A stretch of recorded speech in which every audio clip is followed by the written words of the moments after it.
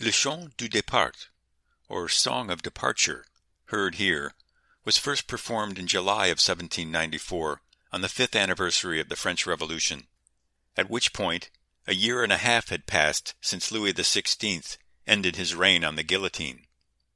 This interval would encompass a new regime to be known as the Reign of Terror, in which some 17,000 suspected royalists and counter-revolutionaries were to share the king's fate.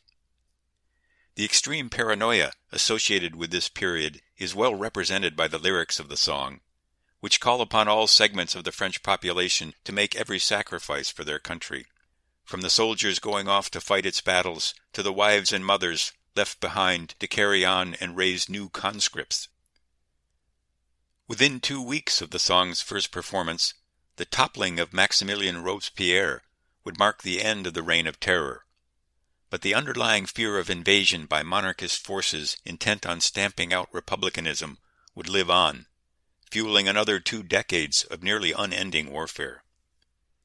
In the course of this extended conflict, Napoleon Bonaparte would rise to become Emperor of the French, replacing King Louis's hereditary rule with an equally autocratic style of government based on his own powerful legend.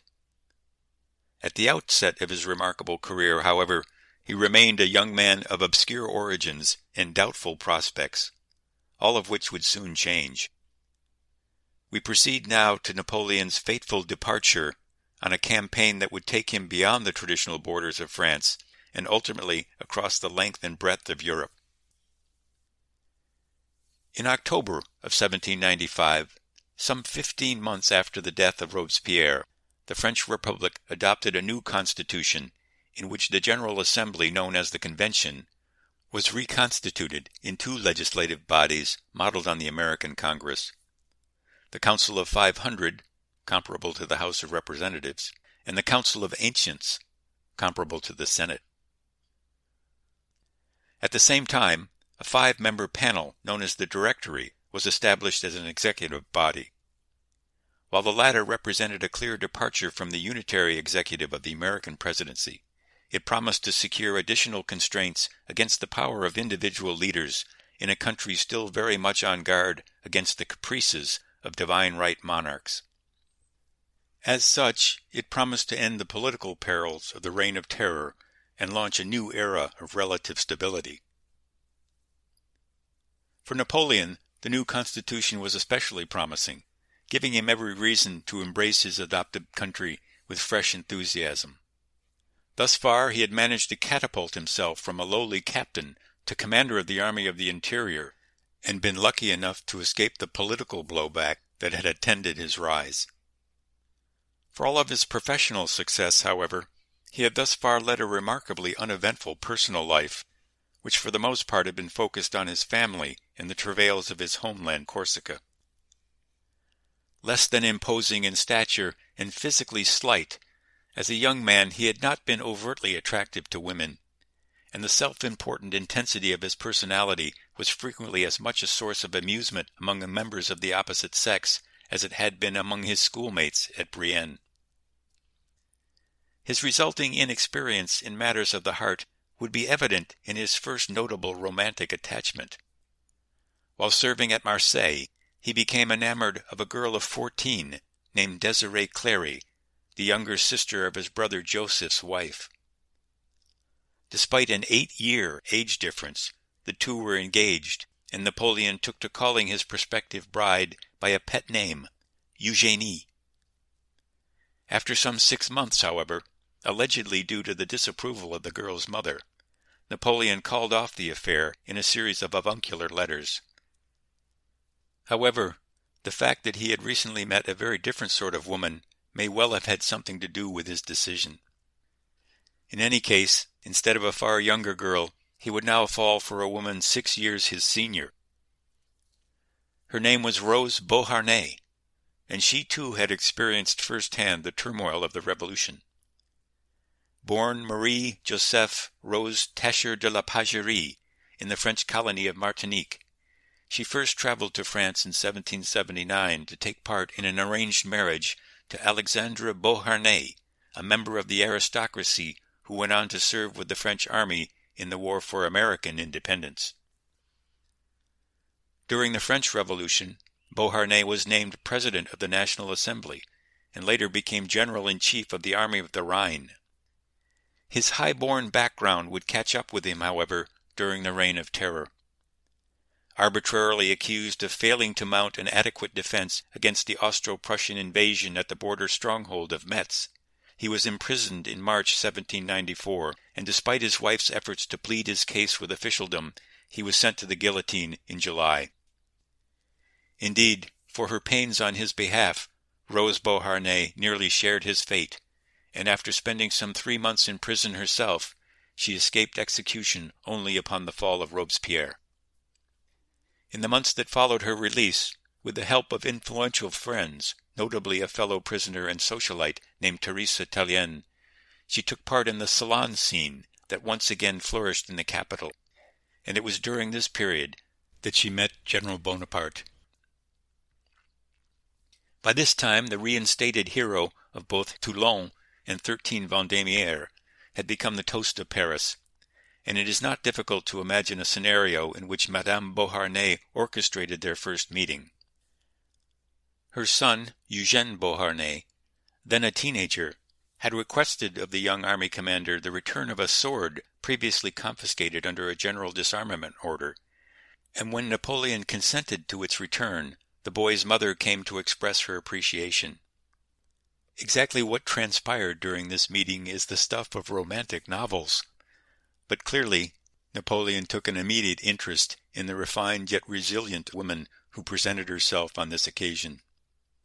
Over the space of the ensuing months, friendship turned to courtship, and he revealed his affections by bestowing on her another of his pet names, Josephine. Theirs would be a complicated relationship, to be sure, and early in their courtship, Madame Beauharnais frankly admitted to a friend that she did not love him. Nevertheless, at 32, she had acquired expensive habits without a stable income to support them, and the young general, though by no means rich, showed considerable promise. As for Napoleon, while he was clearly in love with her, it is worth noting that she was in a position to advance his career, for among her more influential friends was none other than Paul Barras, who had recently been named to one of the 5 seats on the Directory. Indeed, command of the Army of Italy, a promotion Napoleon coveted above all others, is thought to have been part of an arrangement Josephine made with Barras on Napoleon's behalf. In any case, the prized assignment was presented as a wedding present to them both. Thus, courtship and marriage were closely linked to the pursuit of his career, and in March 1796, after a honeymoon of only 2 days, much of which he spent reading various accounts of Alpine warfare, Napoleon left Paris to take up his new command. As eager as Napoleon had been to assume command of the Army of Italy, the situation that confronted him upon taking charge of the army in the spring of 1796 was hardly promising. Following their tactical victory over the Austro-Prussian army at Valmy, French forces had gone on to push the Allies out of Belgium and Holland, but the defection of General Pichegru had led to a reversal in French fortunes, and the counter-revolutionary attack on the Tuileries in October 1795 had only highlighted the essential fragility of the Republic's strategic situation. The advent of the Directory had brought the promise of greater political stability, but whether the new government could provide effective military leadership was still very much in doubt. Following the initial expansion of the pent-up forces of nationalism released by the Revolution, the steam seemed to be going out of the French war effort. Ill-paid, ill-fed, and ill-equipped, the armies that guarded the country's newly expanded frontiers could not be expected to remain patient for long. Unless the troops were provided with money, food, guns, and above all victories, their morale, and with it their loyalty to the Republic was bound to wane precipitously. It was under these conditions that Napoleon arrived in Nice, with orders to drive a combined Austrian and Sardinian army out of northern Italy. The army with which he was to do so numbered about 60,000 men, spread along a thin strip of coastline from Marseille to the village of Voltri, some 10 miles west of Genoa. This extended position had resulted from a failed attempt by Napoleon's predecessor, General Scherer, to persuade the Genoese to back the French cause, which left the French vulnerable to attack from both the mountains and the sea. Indeed, within a week of Napoleon's arrival, the Austrian commander, Johann Bollio, began massing troops at Bolchetta, with plans to coordinate with the British fleet in an attack on the French garrison at Voltri. Due to delays in coordinating with the British, however, the Allied offensive did not get underway until the 10th of April, by which time Napoleon was prepared to receive it. Abandoning his own advance on Genoa, the new French commander ordered the garrison at Voltri to fight a delaying action back to Savona, where he had been gathering his forces for an attack with the larger strategic objective of driving a wedge between the Austrian and Sardinian armies. As Napoleon had anticipated, the Allied capture of Voltri effectively extended the enemy's front while concentrating his own, and that night under cover of darkness he ordered 5 French divisions forward against the Austrian right flank at Montenotte. On the morning of the 11th, his lead divisions routed the Austrians, driving them northeastward and opening the way for a French advance on Dago. 2 days later, Dago and its garrison of 4,000 Sardinians surrendered, and Bollio's demoralized forces withdrew to the village of Acqui. Thus far, the Austrian commander had managed his forces badly, giving confusing directions and failing to coordinate the movements of his various units. On the 15th, however, he received a rare stroke of luck when an isolated Austrian force misinterpreted orders and stumbled into Dago to find the French victors of the previous day unguarded and asleep. Following the occupation of the town, the French commander on the scene had returned to more comfortable quarters, leaving his exhausted men on their own. The ensuing attack sent the French fleeing southward, and Dago passed back into Allied hands. With some 14,000 Austrian troops on hand, the accidental victory might easily have been exploited, but the Austrian commanders simply couldn't believe reports of their good fortune, and failed to send reinforcements. Meanwhile, infuriated at the lapse of discipline within his own command, Napoleon organized a fresh advance and retook the town. Consolidating his position around Dago, he prepared to attack the Sardinians, who had withdrawn from Siba in favor of a strong defensive line along the west banks of the Tanaro and Corsaglia rivers. With the rivers running high and the French soldiery running out of food, Napoleon's initial advance failed, but subsequent maneuvers caused the Sardinian commander to abandon his position lest his line of communication be cut. This forced the Austrians in turn to withdraw, and in the course of this displacement, Napoleon moved quickly to exploit the enemy's vulnerability, enveloping both Sardinian flanks and eventually scattering the entire force. Shortly thereafter, the Sardinian commander requested an armistice, to which Napoleon responded by demanding the surrender of 2 key strongholds. Next, continuing to press his advantage, he drove his forces northward to prevent the remnants of the Sardinian army from rejoining the Austrians. On the 24th, his terms met, and armistice was signed. Thus, in little more than 3 weeks, the army of Italy had disposed of half its opposition and established a solid base in Piedmont from which to stage further operations.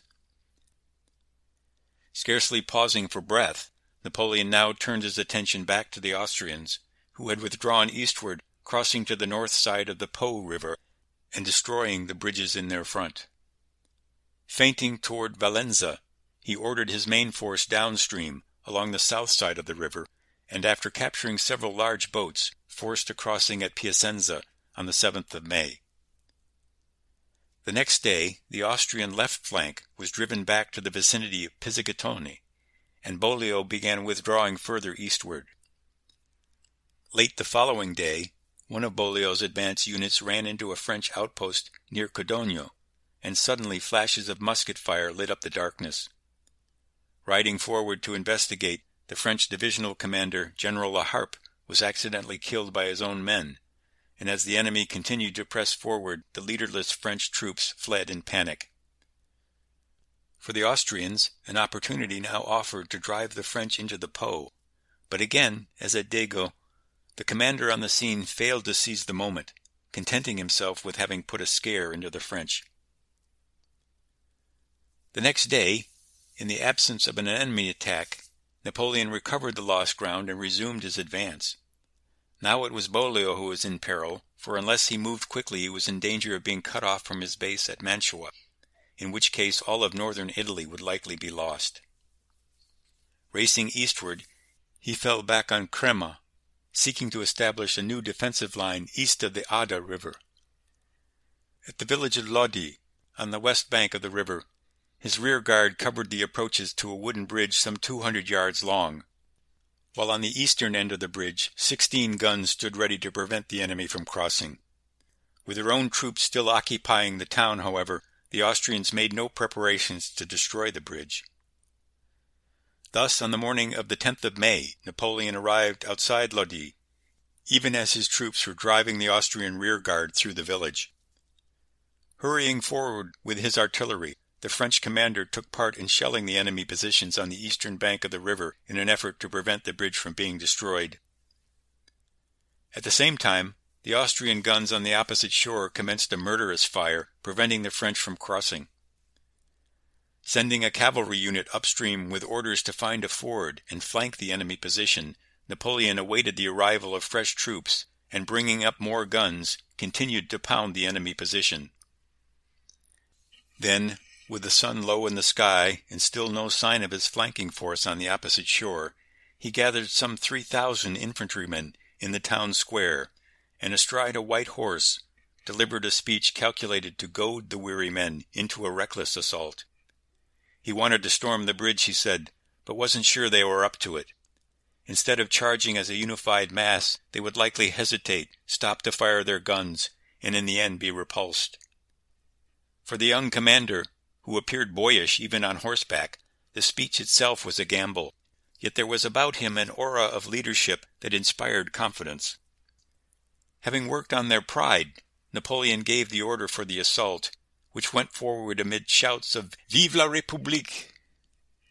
Now nothing remained but to charge straight for the muzzles of the enemy guns, and when, about halfway across, a well-timed Austrian volley crashed into the attackers, the bridge was suddenly littered with the fallen.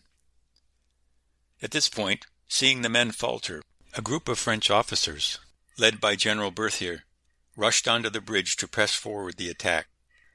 At the same time, a group of carabineers dropped from the bridge onto a shoal of sand and began firing, breaking up the Austrians' first line of defense and enabling the initial wave of attackers to gain the opposite shore.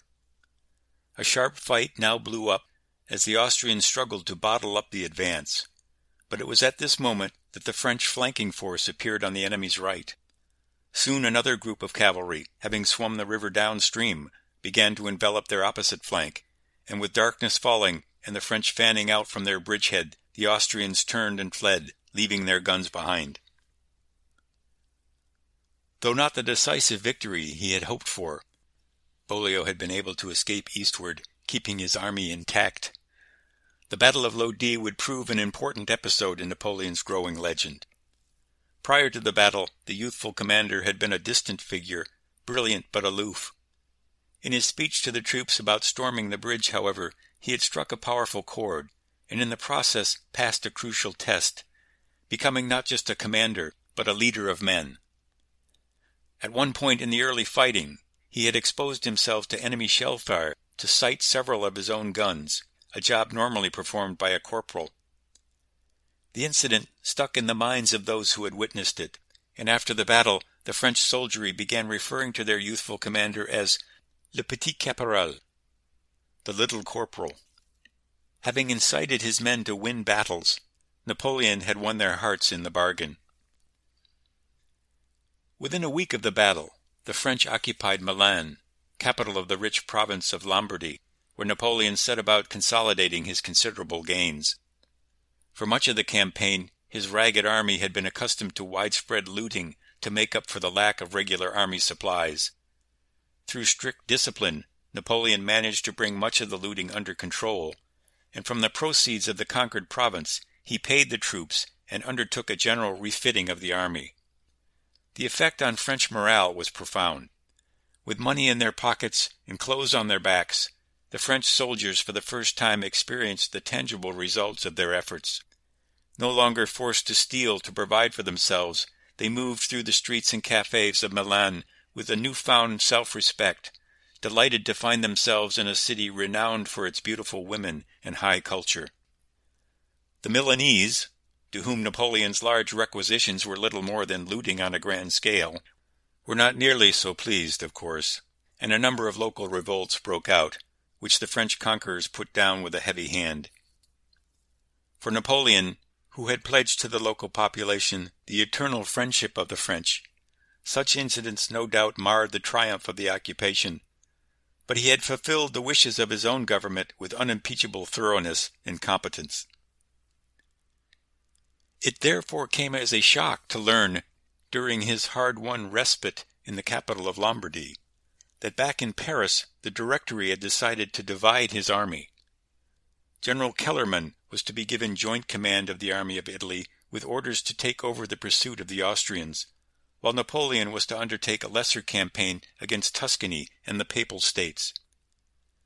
Summoning all his tact and rhetorical skill, Napoleon responded with a series of forceful arguments against the plan. "General Kellerman has more experience and would do better than I," he wrote, "but the two of us together would do very badly." In fact, the idea of working with Kellerman, who at 61 would have clear seniority, was anathema to Napoleon, and he hinted broadly at the possibility of his resignation under such circumstances. Surely his recent successes warranted better treatment than an effective demotion. Yet it was precisely due to his success and the influence it conveyed that the government had proposed the change. Having already established a reputation for dangerously independent thinking, the popular young general posed a potential threat to the leadership in Paris, and the energy and aplomb with which he had handled diplomatic affairs left the directors feeling decidedly uneasy. But with the rest of France's armies bogged down, they could ill afford to lose the one man who had brought them victories, and so they relented, leaving Napoleon in sole command with the proviso that in addition to defeating the Austrians, he moved to subdue the Papal States. Much relieved by the outcome, Napoleon showed few signs of having been chastened by the incident. Just the same, the affair could not help but remind him of the tenuousness of his reputation in the volatile politics of the capital. One could not be too careful in such a world, especially an outlander whose native country was now under British control. Thus, it was during this period that he dropped the letter U from his last name, abandoning the Italianate Buonaparte for the French Bonaparte. Under the circumstances, it couldn't hurt to appear as French as possible, especially in the event he were ever to assume a role of political leadership. Meanwhile, having garrisoned key strongholds along his line of supply, he pressed forward, maintaining the initiative against the demoralized Austrians. By the middle of May 1796, the army of Italy was on the move again, crossing the Adda at Pizzighitone and forcing the enemy back upon a new defensive line on the Mincio River. Here, feigning north as if to strike Peschiera, Napoleon sent the bulk of his force against Borghetto, 5 miles to the south, at which point the Austrian commander, Bollio, his line broken, fled north, leaving some 13,000 men in the fortress city of Mantua. Establishing his own line along the Adige River from Rivoli to Legnano, Napoleon laid siege to Mantua and turned to the task of satisfying the Directory's desire to subdue the Papal States. With 2 divisions he swooped southward, scooping up territorial concessions and a total of 50 million francs in tribute and supplies. By the middle of July he was back on the Adige, having covered over 300 miles and given all of central Italy notice of France's new ascendancy.